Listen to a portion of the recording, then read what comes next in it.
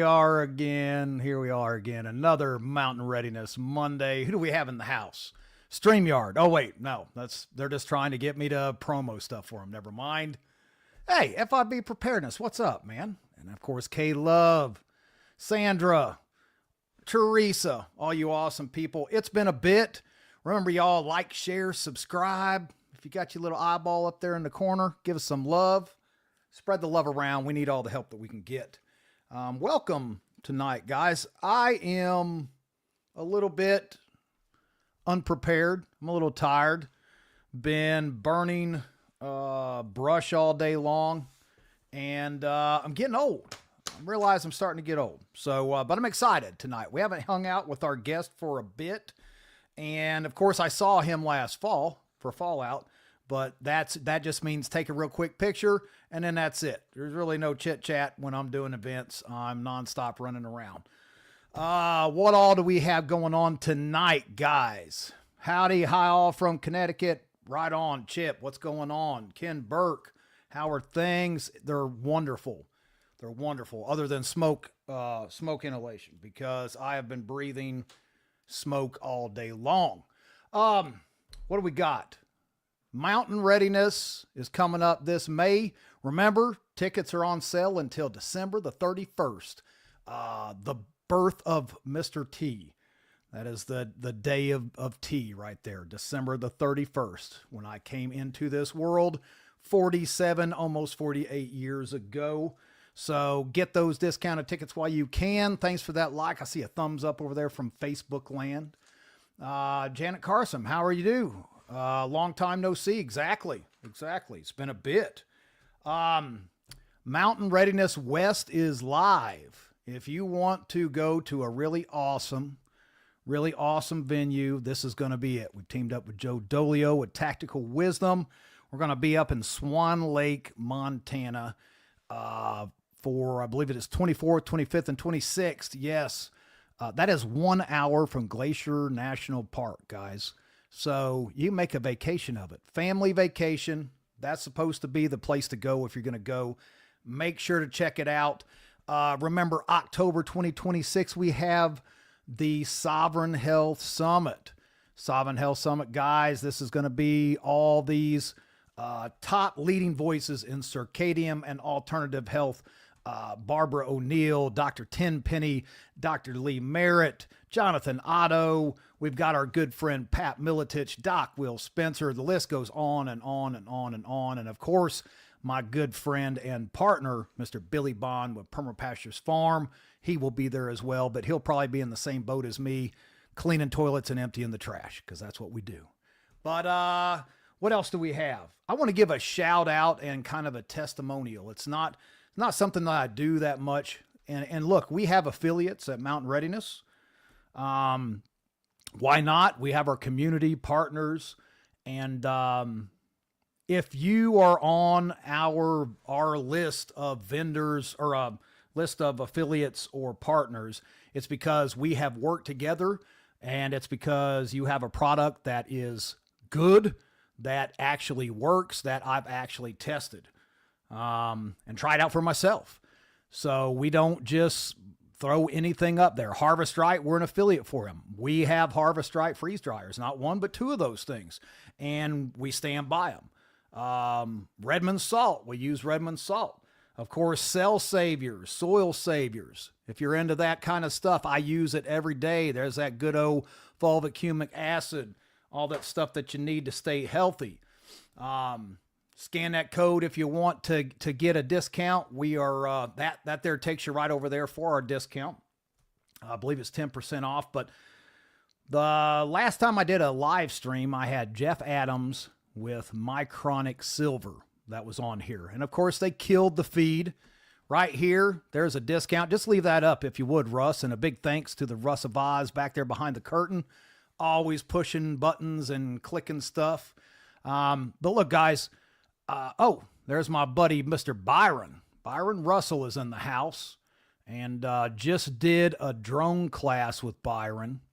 Byron, you are the man. Love you, brother. And that was a phenomenal drone class. There's more coming up next year, guys. So make sure to jump on board for that. But as some of you guys know, my wife Amber, she just had her 10th back surgery. Yes, 10th back surgery in, what has it been? Not even barely over 5 years. And knock on wood, she is doing phenomenal. They actually took the spine stimulator out, and it appears that it was causing her all kinds of problems. Sam Wallington, what's going on, brother? Good to see you in the house too, man. But it was causing her all kinds of issues, right? So I guess a battery pack with Bluetooth capabilities that is implanted in your spine. I can see why it could cause problems, but it was supposed to fix things. But alas, it had to come out. But she's doing 10 times better. Here's the thing: we were at the hospital, and I am surrounded by sick people everywhere, because that's what goes on at the hospital. And we get home, and about 2 days later, man, I've got the feeling that I've got the sickness coming on. I can't say what it is, but we all know it's the C word, right? Aching joints, fever. I mean, I'm like, I cannot get sick at this time. I cannot get sick because I need to be able to make sure that Amber's okay. So we can't have two people down for the count. But I am feeling horrible. And Jeff from Mycronic Silver sent me over a package that just so happened to arrive like 2 days, like right after her surgery. So that evening, I took he's got a nose spray, and this is the dietary supplement. If you didn't catch his show, man, go back and watch it and check that show out with Jeff. The guy is amazing. He cares about what he's doing. And of course this is all patent, and nobody else has this type of equipment to make this Mycronic Silver, right? 26,000 parts per million. I can tell you that I have never to this date found any colloidal silver or anything like that actually made me feel like it did anything to help me out. Not gonna lie. Nothing against everybody's product. I quit buying it because everything I used did not work. Lo and behold, I took this stuff. Can't say exactly what it is because they'll probably kill our feed. But by the end of the day, I was noticeably much better. So I took another hit.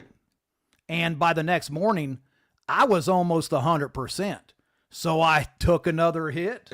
And lo and behold, by the end of the second day, like it never was there. Like I never had anything happen. So I'm giving a shout out to my friend Jeff over at Mycronic Silver. This stuff right here, y'all, if you want to fight off the C word and things of that nature, remember silver is a antimicrobial, antibacterial, so all that kind of stuff. I'm just going to tell you right now, I do not endorse anything unless I use it, and it works. This stuff was amazing. Thank you, Jeff, for sending that over. We also used some of his other products on Amber's, like around the incisions and stuff like that. It's helped a ton. So discount code, if you would, Russ, throw that up there.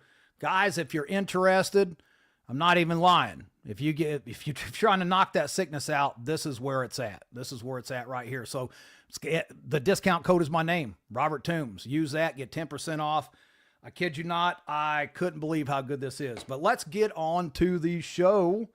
Tonight, our good friend, Mr. Brian Duff from Mind for Survival. Of course, Brian, I gotta read all this because he's got this extensive background. I can't even memorize this stuff. There's so much of it.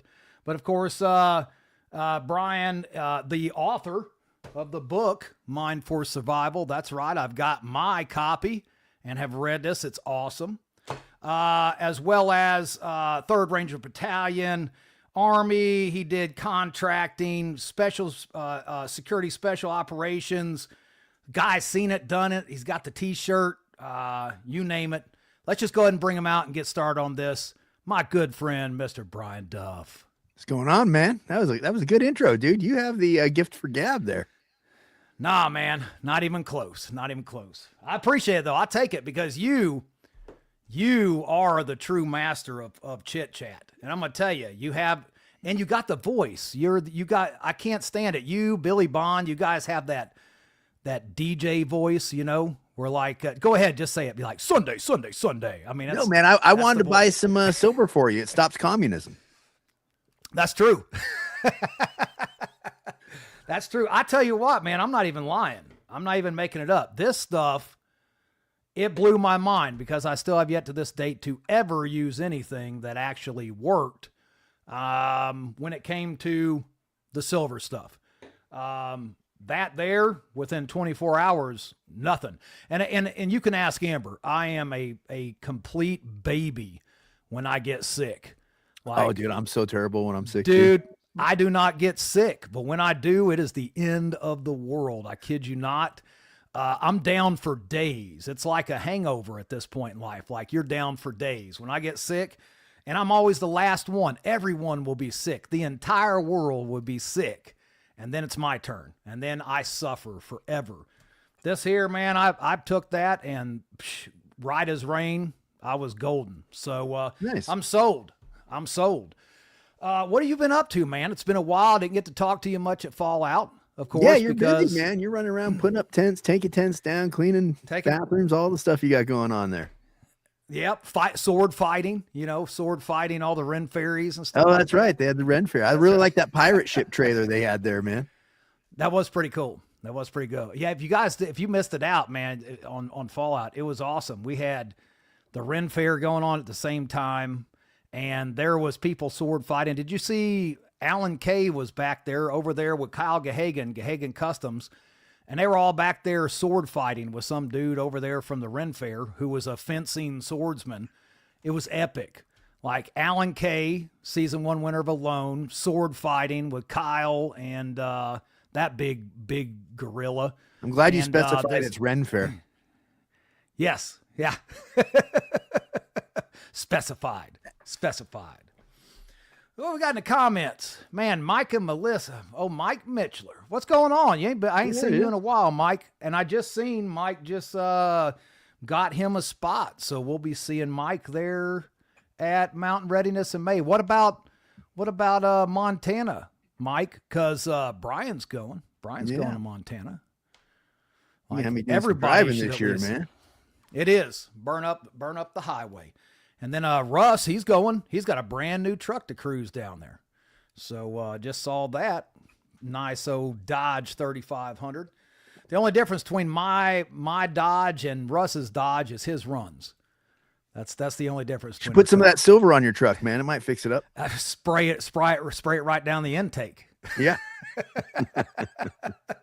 So what's new, Brian? What's new in the world of Brian Duff? You made the big transition a while back. I'm sure most people know that, but you went living up in the Northeast now, man.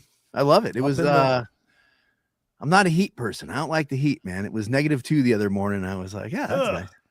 Yeah, it wasn't too bad. No. But now it's gonna be 50 this week, man. We got 8 inches of snow, and then it went there was like a 30 or 40 degree weather temperature swing one day. Woke up in the morning and it was freezing. In the afternoon it was already melting off the snow. It was nice. Yeah, 2 degrees. We were 8 degrees here in North Carolina a couple days ago, and that sucked. I'm going to tell you, I'm pretty thin-skinned living here in the South. That felt like I was back on the Michigan line again. It was horrible. Not a fan. 2 degrees, you can keep that. Not into that, and not into that cold. We're supposed to be 70. We're supposed to be 70 degrees here in the next few days. Yeah, they said there's like some kind of like late season heat wave sort of going through. Yeah, weird. And then it's supposed to turn just the opposite and go crazy, negative stuff. To get down into the negative. It was a good shakeout, a good like quick cold snap to shake out your winter to see where you're coming up short on, man. I had a lot of stuff I was coming up short on, I think. Yeah, I mean but you make up for it in strong back. That's what it's at. No, man, the first time I went out shoveling snow, I was like, oh, this is a great workout. My back wasn't liking it the next day. It was a little bit sore. Yeah, I'm not even lying, man. I am all kinds of sore. Like, I I've been not doing nothing but cutting firewood, splitting firewood, cleaning up around the house. We got to start running a bunch of chickens. So next year we're going to be running, But he like 100 to Rocky 200. was running with chickens or what? Yeah, up and down these hills. So, yeah, got to get your training on, man. How many the chickens time. you going to It's have? time. We're going to be running about 100 to 200 a month, processing 100 to 200 a month starting next spring. Oh, I'm going to name you're just going to be called Tyson here pretty quick. Almost minus the hormones and the all the other stuff that they pump those things through. Tyson is the reason that we started raising chickens. Like Amber got to see inside the Tyson plant of what goes on in there. Oh, I bet that was I'll tell you horrifying. right now, you wouldn't touch a chicken tender again in your life if you seen that. I mean, sickening, guys, sickening. If you are not raising your own food, you should start trying to do so, because that stuff from the store, if it's actually even real, that's it. The chicken man, the chicken whisperer. I do. Kiko meat goats. I've got to process 2 of them. We were just some straight murderous chicken slayers, like, because Amber had her surgery coming up, so we had to get 100. We did 140 chickens in one day. We got some friends over who wanted to learn, and we processed all 140. That's tagged, bagged, and in the freezer. Everything cut up, tenders and halves, wholes, the whole bit. So then we went over to Billy's and processed a lamb, put that in the freezer, and I've got 2 Kiko meat goats. They're just moving too quick. I've got to put a couple of them dudes in the freezer. I really don't know where I'm going to fit them, because it's not a bad thing to have freezers just packed full of food, unless you need to fit more food. But you got a freezer that's room? Okay. Just about. So I'm going to have to eat more. That's what it comes down to. I'm going to have to eat. Tyson's why I have a local chicken. Absolutely couldn't agree more, Lucy. What? I would tell everybody, look, guys, you're going to pay a little bit more buying local 9 times out of 10. But with the stuff that's going on in this food, and that's just what we know about, I've dropped weight just from eating food from the house. Like, that's all I changed. And I'm pretty sure the stuff that's at the grocery stores it's geared to make you sick. That's what it is. Yeah. Geared to make you sick. What's your thoughts on that? You in the same place? What are you doing? Are you raising anything? You got any chickens, any goats? No, man, I try to do the organic thing, but no chickens, right? I'm still figuring that out. Got to get that set up. Come on by. I'll hook you up. Yeah, it sounds like it, man. You can come down there, and it sounds like after 140 chickens, they learned how to process some chickens. Oh yeah. No, I'll keep you in the loop. You come down, you process all day long. We have our exemptions, so we sell to the public now. We've been doing that. Well, Amber got that all set up through Heritage Rustic Roots Heritage Homestead, our LLC or her. Are you limited in how much you can sell? Yeah, we're only allowed. I think it's 1,000, 2,000, 1,500, something like that. There is a number year? before you have to go a year. Okay. Yeah. Yep. So we won't exceed that, but here's the thing is if you can, my goal is to be as self-sufficient as possible. And that is kind of a farce, that word in itself, but being able to be self-employed truly is freedom. Like when you don't have to answer to somebody else, that's freedom in my opinion. So that's what we're trying to do. Next year, we should be 100% just working here at the homestead, doing mountain readiness, all that kind of stuff, and be able to pay the bills. You're always hostages. If you're, I mean, hey, people have to do what they have to do, but when you're hostage to a boss that, you never know. So. Right. Yeah. I just, there's certain people that I could work with. It's very few, but I just think like 100 years ago, like most people, there was a lot of self-employed people, they were tradesmen and women. I know my grandfather and great grandfather were in the construction business. That's what they did. during the Depression, they traveled around from town to town looking for jobs. That's how they stayed afloat. That's how they paid the bills. And, we just almost knocked my cool sign over. Ooh, easy now. Easy. Got a new sign back here, guys. That was from Amber. She got that for a birthday present. So, I think freedom, being able to be self-employed, man. I think that's where it's at. Get you out of that rat race, get you off the hamster wheel. I think people get into that groove. What's your thoughts on that, man? What's your thoughts on employment and where people are at most of the time? Just the white picket fence that's been sold to all of us, because I think it's kind of a joke. I think the white picket fence 30-year mortgage is designed to keep us distracted from things that matter. Oh, I think it all is, man. I think all of it's theater nowadays. My grandfather, when he worked at an aircraft plant and did 30 years there, got a gold watch and, retirement and all that kind of stuff. And I think nowadays I did the corporate gig, and everything's hedge funds, and they're always trying to figure out ways to squeeze profit margin. And if you're, one of the spots that they can squeeze profit margin out of, then they're going to squeeze you out of a job.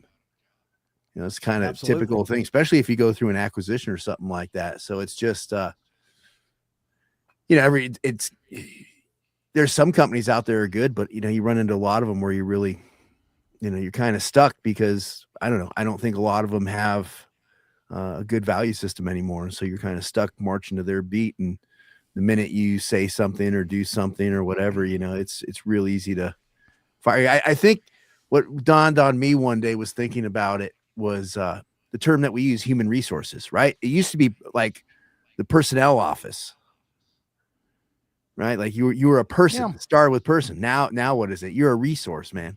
And that's how they look at it, right? So I kind of think that, if you can work that way to not be beholden, or at least to be able to exit the workforce as early as possible, go ahead and do something to get out of it. Is it, here's the other side of this too, is that what is retirement now? I think my buddy, he's going to be, he just got his first Social Security check.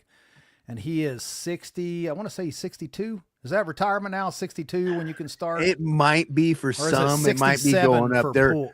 You can start drawing at 64, I think. Maybe at 62. You can start drawing then, but you draw less than if you wait to 67.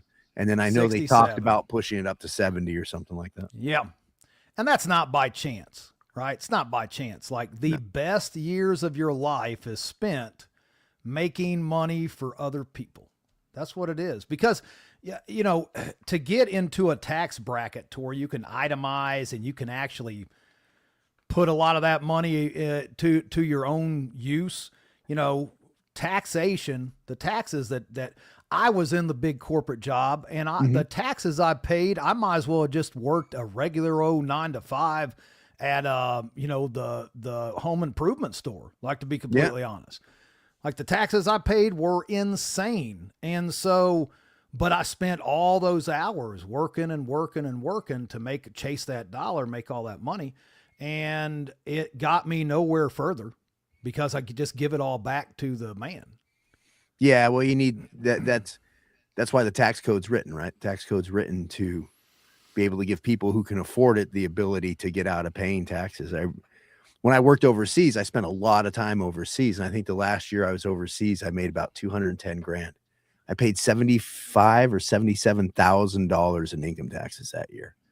It's great money. I was gone, living in some crazy country somewhere kind of thing. But and so I can't complain. It was great money. But at the same time, when you're sitting $75,000 go to pay taxes, and nowadays you look and you see all the different scandals and everything that's going on. It's it really hits why am I, not only do you spend it on crazy stuff, but you don't care when it's spent on, scandalous stuff. Yeah. So, but enough about the Epstein files and Clinton.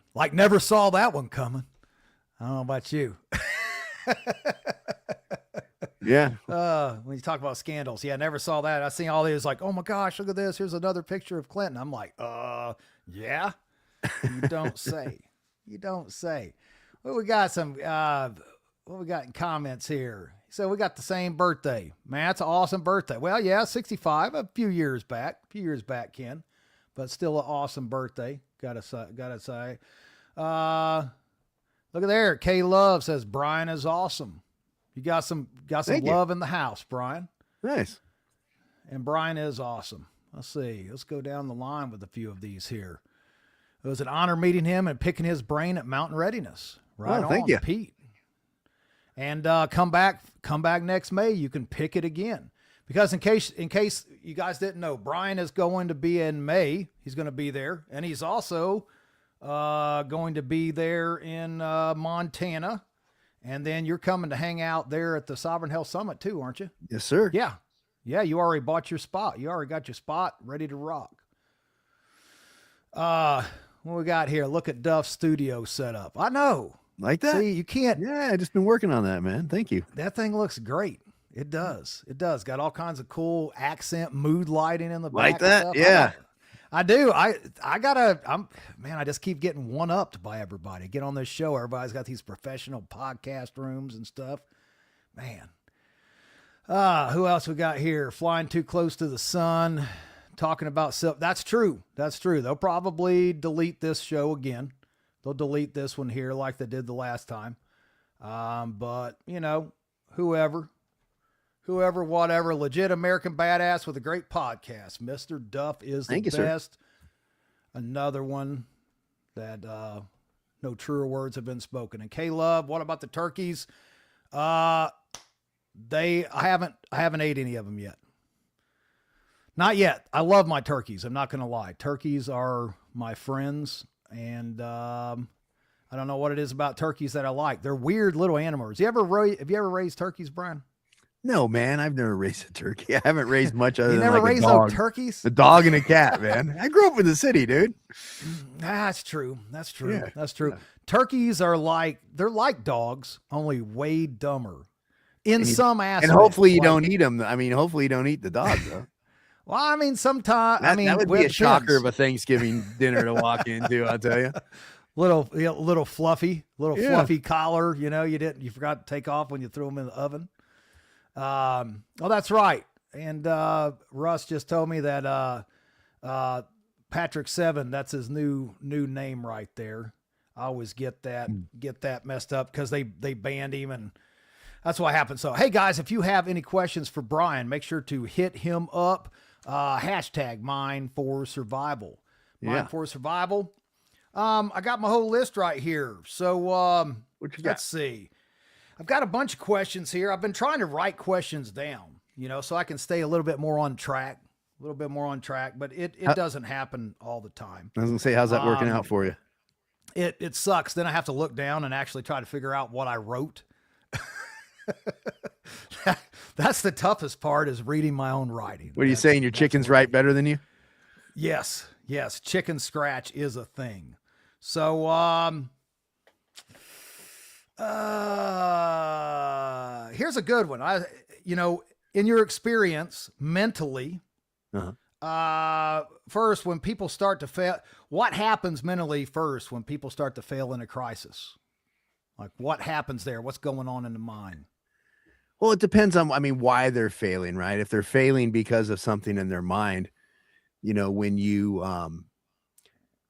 in a crisis, you have two parts to your brain. You have your rational brain and you have your emotional brain, right? Your lizard brain. That's what hijacks us. That's our fight, flight, or freeze center. That's what's instinctually throughout humankind. That's what's kept us alive, right? We're not supposed to sit around and think about the danger when T-Rex comes over the hill. We're supposed to, do something about it and get away. So when you're in a crisis situation, if things aren't going right, the first thing to check is it your mind that's causing the problem? Like, how much of a sympathetic nervous system due to the crisis, how much of an emotional response has hijacked your brain and taking down some pathways that you may not have otherwise go? I think you could probably look and say pretty much almost every time when you when you do something you later regret, it's probably because you had some emotion into it, right? You know, you think you thought it through, but that's what kind of happens in crisis. You know, it's where you see the people, you hear people that just lock down or they start acting, you know, they're not acting appropriately, not acting effectively. So that's one of the first places I would check would just be, where's your brain at?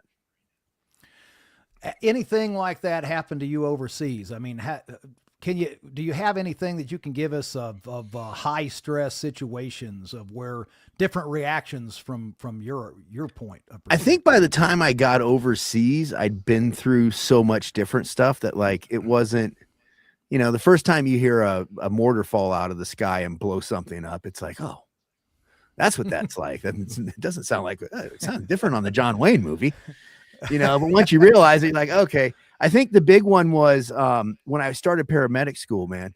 I had been an EMT in a real rough Mexican gang part of LA as an EMT. So I'd seen a lot, and like I went to paramedic school with a lot of experience. First night on the ambulance in paramedic school, it was down South Central LA at the time in the late 80s. We get a call to, it's a street, but it's just, they call it Imperial Highway, and there's 3 or 4 lanes down each side, super fast traffic on it. And one of the gang bangers from some other gang decided that their gang wanted the street quarter more than the other gang did it. So they grabbed the guy that was selling the crack on the corner and threw him out in traffic.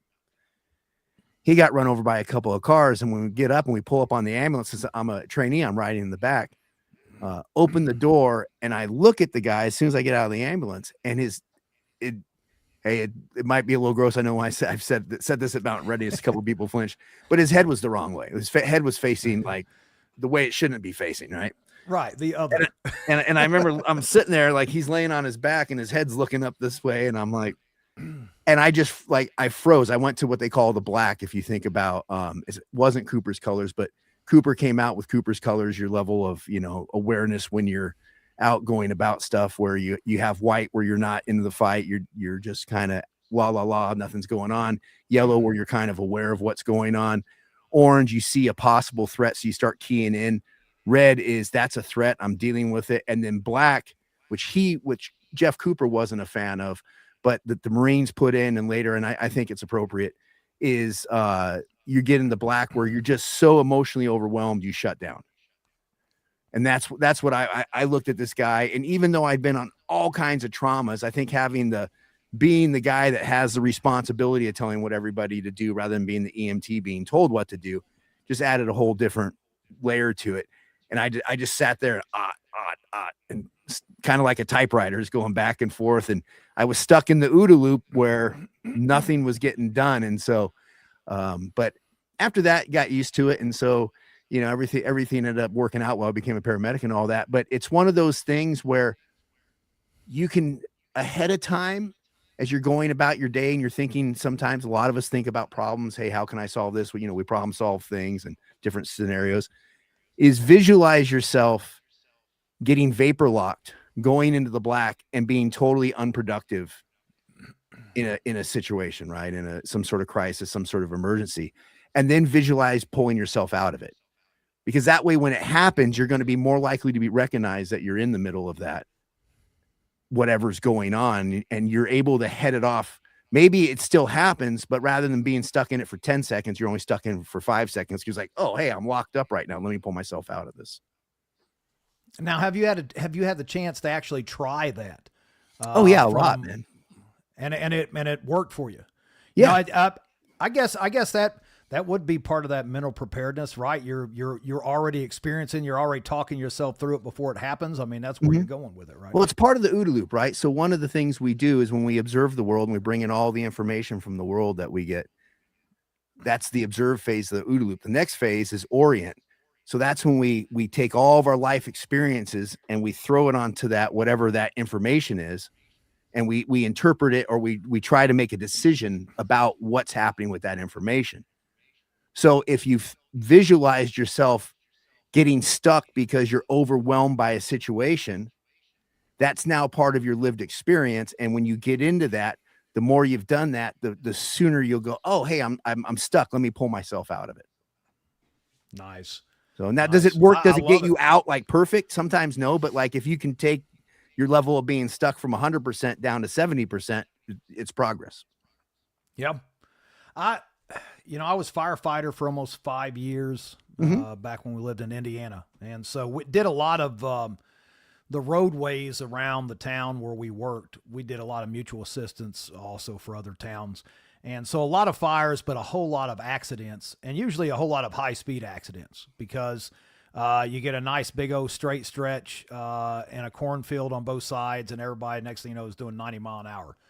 So, but I had something like that too, but I've never froze up. I've never could understand it. It's almost like the more chaotic it was, the more focused I became. Now, after the fact, you have that big adrenaline dump, and you're like, oh man, like what? Wow, that was crazy. What just happened there? Then you're spent. Look at this. Bam. Look at that orientation decision. Did you just do that? What's that? Or did you just put that up on the screen, or was that Russ? Did I put something up on the screen? Yeah. No, I didn't put that up on the screen. That was Russ. Man, Russ is on it there. Yeah, I thought you was typing there. He just threw that up there for everybody, man. Good job, Russ. Throw that back up there, man. You worked hard on that.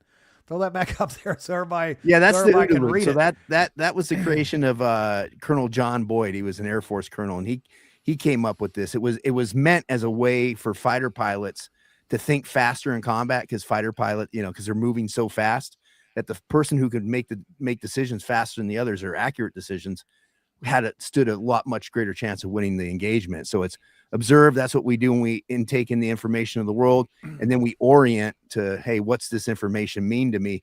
The observe and the orient, when you hear situational awareness, that is situational awareness. You're observing the world and you're making decisions and interpretations on the world. And then once you get that base of knowledge, you can make decisions in that, and then take actions. Awesome acronym. Thank you, Russ, the Russ of Oz. And then Tom said must be because he's got a new Dodge Ram. He's a new Dodge Ram, man. That's what it is. Made him a better person. At least his runs. That's the main thing. But we got a question here from Burke Spring. What's Burke Spring say? Brian Duff, can you speak to the realistic, desperate behaviors of starving people, please? Yeah. I fear that we're going to see some of that in the near future. What say ye, Brian? You never know, right? I mean, it doesn't seem like this roller coaster is heading back into the station anytime soon. So, and it seems like it's getting a little more, we're normalizing the crazy to where the crazy doesn't seem so abnormal anymore, but it's this constant escalation of more and more nonsense, it seems like. So I think if you get to that point, you have, when it comes to, what was it? The desperate behaviors of starving people. Well, when people start starving, what do they become? They become food obsessed, right? Like when everything's shot and you're going day to day, it's like, hey, how do we get enough food to feed us? And, you got a couple of kids or your family, and they're sitting there not getting fed, and you're getting hungry, and it's getting worse and worse and worse. You move from that to, then you become so food obsessed that your survival instincts start kicking in to the food. And once it becomes a matter of survival, just what I was speaking about a little bit ago, what do you run into? You run into people getting into that emotional brain. How can you not get emotional if you're watching your family starve? And you're sitting there looking like, you're not going to say, well, it's just part of the way the things are running. We're all okay, and thinking all rational, like this and that. No. And maybe some people will, but it's easy to see a lot of people when that happens, that food, it's a survival thing for their family. And if you have what they need, well, it's just like somebody trying to attack and take what you have. It's what your family needs to get by. 3 days to animal. After 3 days, that's all you're thinking about. That was good old Alan Kay, man. That's his saying. I gotta give him credit. He was like, yep, 3 days to animal. That's what you'll see after 3 days. Let's talk a little bit about preps. Everybody is strapped, especially at this time of the year. Everybody's, doing the shopping and presents and all that kind of stuff. Not as much for me, because I only get one. I get one present. That's all I get for the entire freaking year. No, I'm just kidding. I don't care. And the other guy does too. There's two of us only getting one present for the whole freaking year. But what's your advice for people that are trying to up their preps, but they just don't have a lot of money? I mean, where do you go? What do you do? One day at a time, man. You know, when I first got into prepping back in the late 80s, my buddy's dad got me into it. And like every 6 months, he's like, this is it. The balloon's going up. We're going to be living in the hills, eating MREs and, you know, taking dumps in cat holes. Like this is what we got going on, right? This is not going to if happen. You're eating MREs, like, you ain't. Yeah, and I'm sitting. Yeah, right. No, eventually it has to come out. But you're sitting there, and That's true. the first time 6 months comes by, I'm like, none of that. The world didn't end. That was about a repeat. Every 6 months to a year, something was going to end the world, and then it was, you know, Y2K came, and I remember watching this. There was I don't know what TV station was on, but there was this. It was like 60 Minutes or something like that.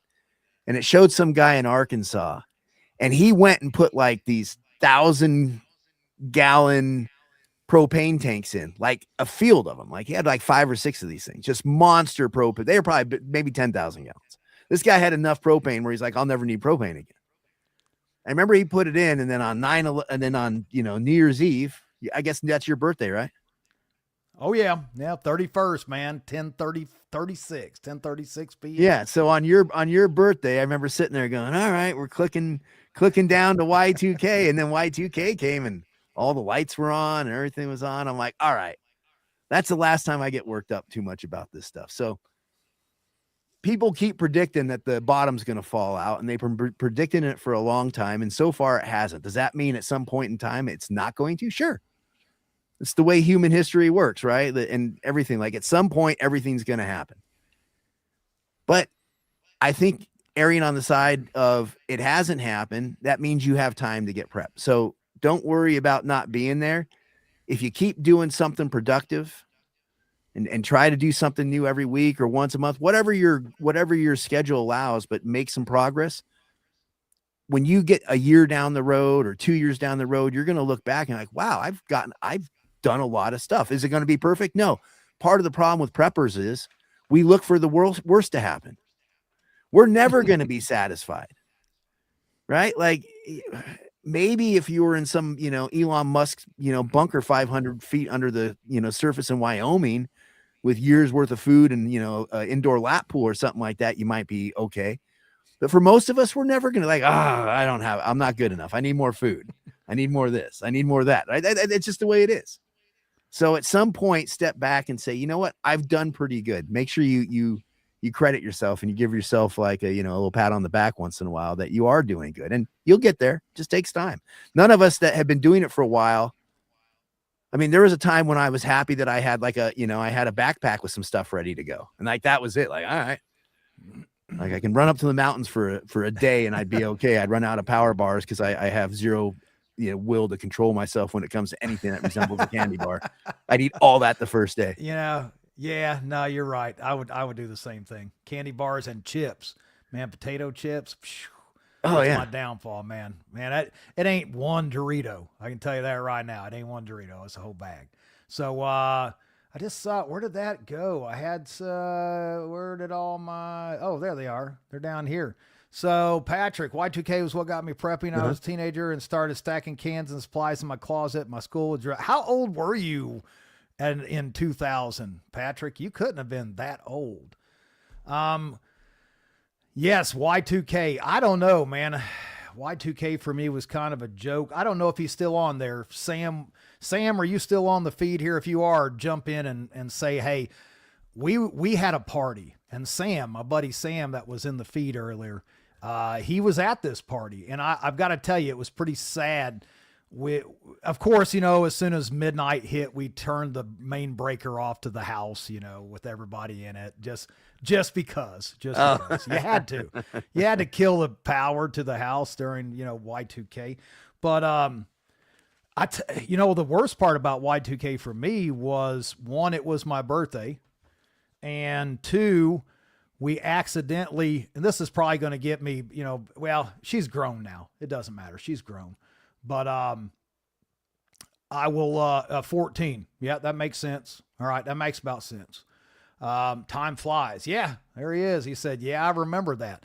what I remember is my daughter was like 3.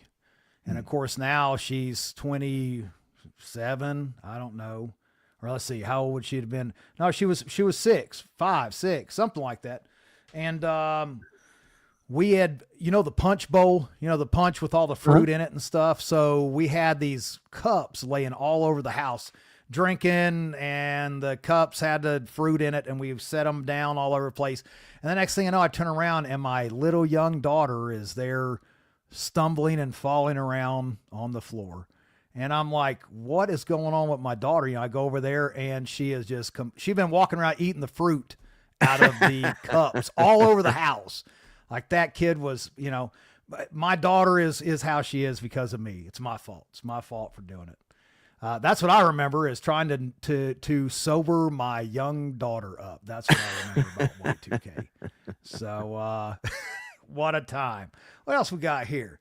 Thrift store and antique store combing can work wonders for prepping supplies as well as for your budget. Or you can go to Survival Gear BSO.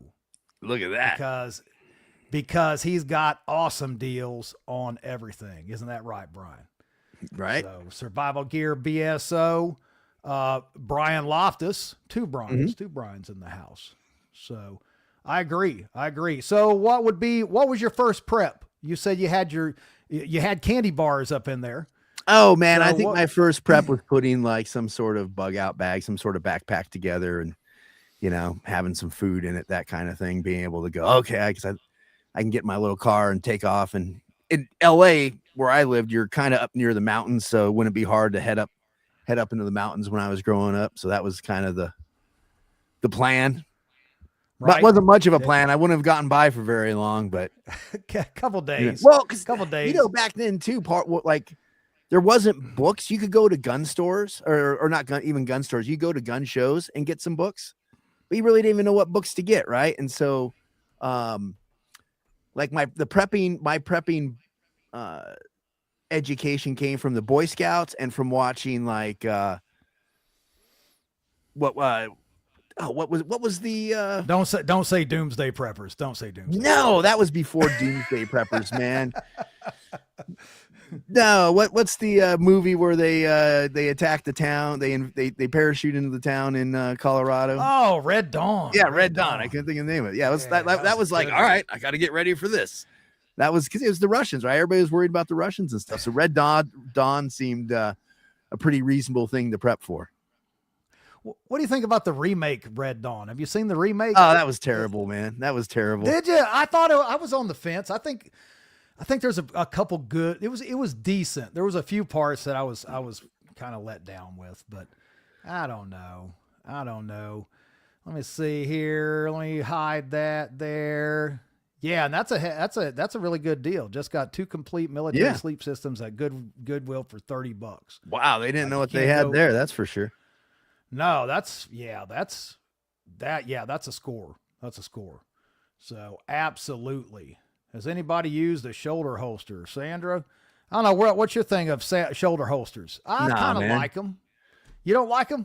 No, I mean, what are you going to put? You're going to put your under revolver in there, Yes. Get your Smith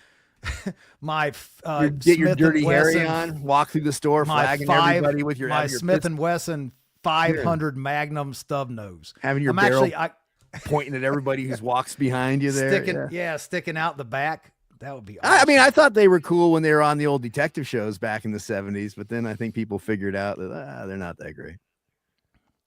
Yeah, see, Brian, he says, thought the remake was pretty well done. Yeah, I was expecting to be completely horrible. I will be. Yeah, well, I think you guys trend commie too, so that's all right. Says the guy who used to live in California. That's right. That's right. Fear. What do you think of fear? Is fear as far as what's the best way to put this here? Does it help us? Is it our enemy? Like what does fear, is fear actually, can you control it enough to make it a positive thing, a helpful thing? I mean, if you take it, it depends on the level of fear. If it's pure terror, then usually that kind of, they don't call it terror because it's, good. But like if nervousness, worry, that's all fear. All this stuff is fear, right? So some of it can be good, but I think again, it's emotion, right? It's all based in emotion. Something happens in front of you, your brain goes, whoa, like let me take control of this and let me start, telling that person what to do. Because again, they don't want you thinking about it. So is it just a minor worry? Is it minor nervousness? Or is it, a full-blown panic attack? But I mean, it can be good if it keeps you from, if it helps you think twice before getting into trouble, it can definitely be good. All right. What about real world examples? Like, what's some things that have happened to you, some very high, and you talked about the one as a paramedic, and I forgot that you were a paramedic. I forgot about that. So what happened then? You were a paramedic, then contractor. Is that what it was? I was working in Atlanta. I think it was 2003. Good grief. You went from LA to Atlanta? Yeah. Atlanta was great, man. It was a great city to be a paramedic in, man. That place was off the chain.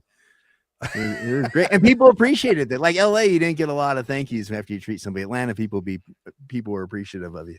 So, I did that. And I had a partner. We were working one day and she starts talking about, you can go over to Afghanistan and Iraq and run like medical clinics and be a paramedic over there. And I was like, oh, that sounds like fun. And so, next thing I know, I was in Afghanistan and then kept going. And 10 years later, I was still overseas. Over 10 years. About 11 years. Yeah. Good grief, man. Glutton for punishment.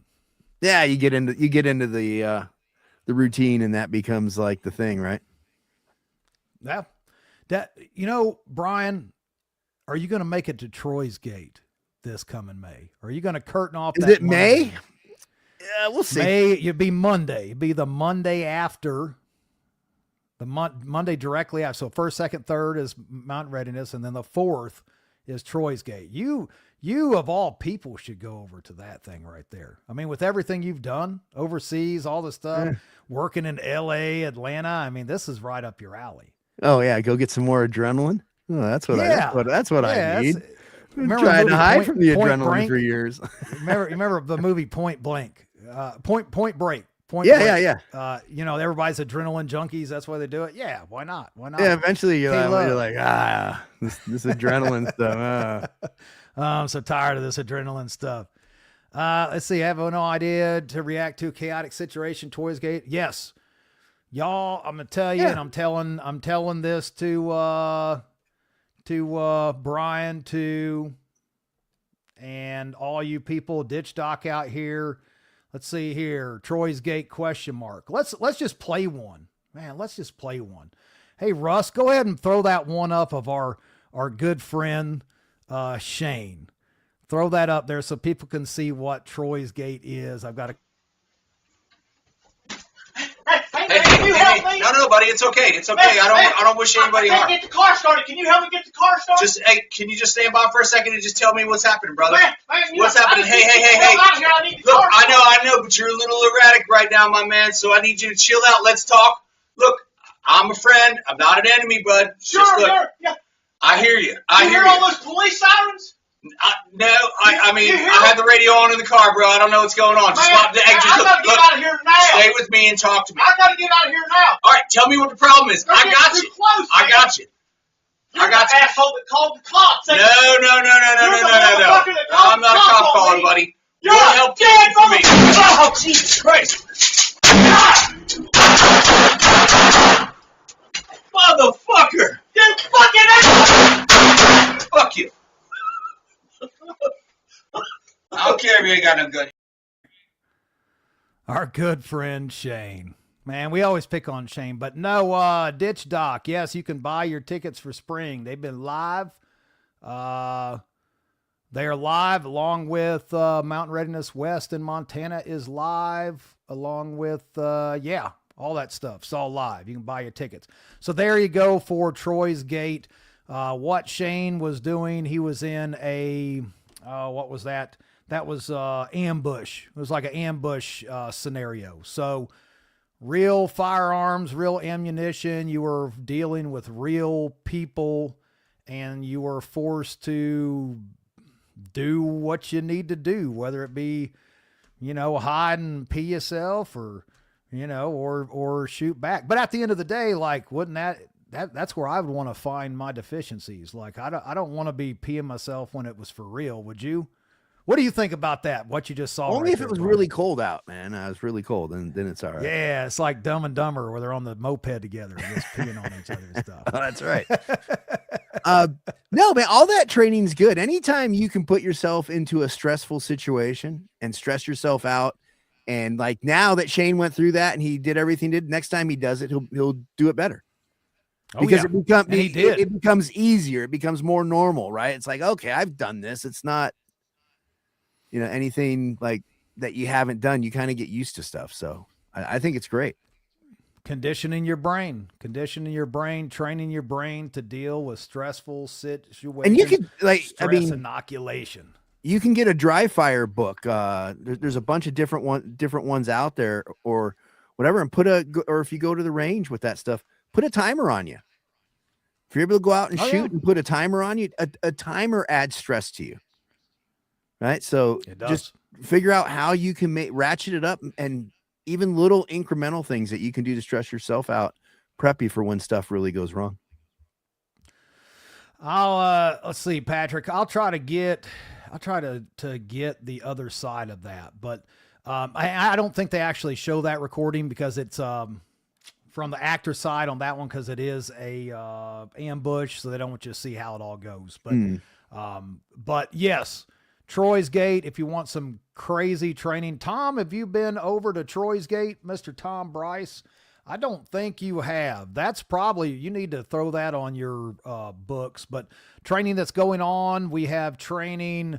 Rally Point ST's got a class in Florida for any of you Florida folks that will be coming up. Of course, Tactical Rifleman's got a ton of classes coming up this next year. I just did the drone class with Byron. Of course, that was amazing. And there you go, Daytona Beach. Right there, the 6th through the 8th. I know NC Scout Brush Beater has radio operators course. February 2026, they're doing, I'm going to sign up for this one. It's it was the land nav, tactical land nav. I think they're going to be chasing us is what I hear, which that should be exciting. And of course, Brush Beater, if you guys need that, but throw up our man, Brian Duff with Mind for Survival. Thank you. You need to scan that QR code if you haven't already. Grab yourself this book and sign up for all those socials that are embedded in that QR code right there. But what do you want to leave everybody with, Brian? What are you doing? What's next on the agenda for you? Like, what do you got coming up? Another book? Working on one a little bit, mostly podcasting, and I'm always looking for ways to get out, try to streamline the content creation process to get out more good content. And hey, what's up, Griff? And getting ready for Mountain Readiness in May, starting to work on a new class for that, hopefully here pretty soon. And yes, man, you know how it is. This stuff takes a long time. Plus you got your own stuff. I had to go out today and get my truck inspected where I'm at, and got it all, since it's a dually. I don't want to drive around on the salty road. So I had to go get that all winterized. And it's always one thing or another, plus trying to create content, man. So just moving forward with that and trying to figure out new ways to prep better. Ain't no lie. Well, as always, man, it was good catching up and chit-chatting. We're at the top of the hour already. What would you leave everyone in the audience with if there was one thing that you could throw out there to people? Like, what would that be? Work on your mindset, man. You got all kinds of challenges to mindset these days, whether it's on mainstream media, wherever you're looking, you got stuff that can irritate you and make you worry and all that. Mindset, it's free to work on. And no matter what you do, if you ever have a crisis, what you do in your prepping, the base of it all is mindset. And so try to think your way through things. If you find yourself getting worked up by stuff, try to catch yourself and force yourself to calm down. We talked earlier about fear and all that. If you can jump in and catch yourself when you're not acting the most effective possible when a disaster or something's going on, you'll be a lot better off. And all that's practicable. All of it's, you can work and work towards improving all of that. Awesome. Always a pleasure, my friend. Thanks again for coming on with us. It's been great. Y'all, you know the drill. Next Monday, we're talking hunting. We're talking hunting. We've got a professional hunter that's coming on the podcast. It's going to be really awesome. We'll talk about that. But this has been a great show. Can't wait to do the next one. Brian, appreciate you, man. Y'all stay safe, stay ready. We'll see you next Monday.